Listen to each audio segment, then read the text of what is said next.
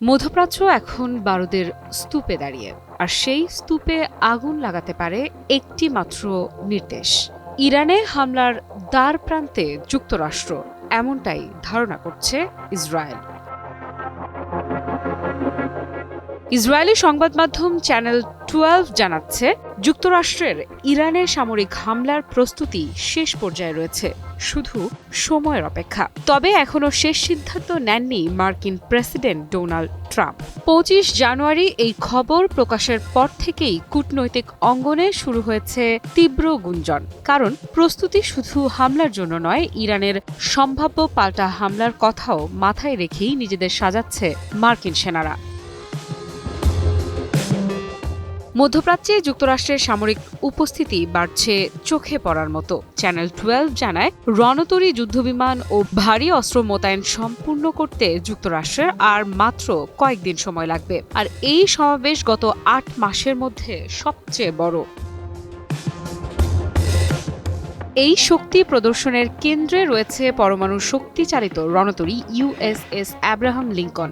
সঙ্গে আছে guided missile destroyer, আধুনিক ক্রুজার, একাধিক ফাইট স্কোয়াড্রন এবং বাড়তি আকাশ ও ক্ষেপণাস্ত্র প্রতিরক্ষা ব্যবস্থা। স্পষ্ট ইঙ্গিত, এটা পূর্ণাঙ্গ যুদ্ধ প্রস্তুতি।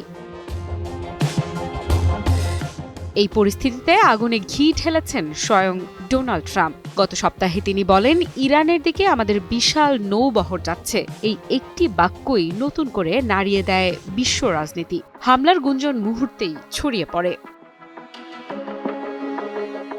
তবে ট্রাম্পের বক্তব্য দ্বিমুখী। একদিকে যুদ্ধজাহাজ, অন্যদিকে শান্তির কথা। তিনি বলেন, এসব অস্ত্র ব্যবহার করতে চান না তিনি, বরং ইরান সরকারের সঙ্গে আলোচনায় বসতে আগ্রহী। কিন্তু প্রশ্ন উঠছেই, যদি যুদ্ধ না চান তাহলে এত বড় সামরিক বহর কেন?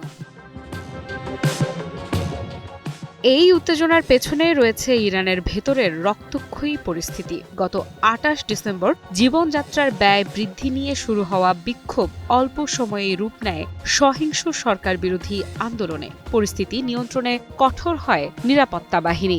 মানবাধিকার সংস্থাগুলোর দাবি, নিরাপত্তা বাহিনীর গুলিতে প্রায় 4000 মানুষ নিহত হয়েছেন। যদিও এই সংখ্যা নিয়ে ইরান সরকারের আপত্তি রয়েছে, তবুও আন্তর্জাতিক মহলে চাপ ক্রমেই বাড়ছে। এই বিক্ষোভের সময় ট্রাম্প একের পর এক হুমকি দেন ইরানকে, বলেন প্রয়োজনে হামলা চালানো হবে। পরে অবশ্য তিনি জানান, ইরান হত্যাকাণ্ড বন্ধ করায় আপাতত হামলার পরিকল্পনা থেকে সরে এসেছে যুক্তরাষ্ট্র।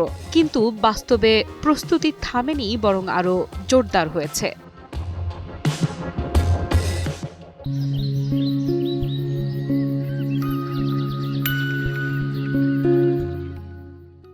এই টানটান অবস্থায় সতর্ক ইসরায়েলও। দেশটির হোম ফ্রন্ট কমান্ড এখনও নাগরিকদের জন্য জারি করা নির্দেশনা বদলায়নি, তবে জানিয়ে দিয়েছে পরিস্থিতি বদলালেই নির্দেশনাও বদলাবে। অন্যদিকে তেহরানের কণ্ঠে সরাসরি যুদ্ধের হুঁশিয়ারি।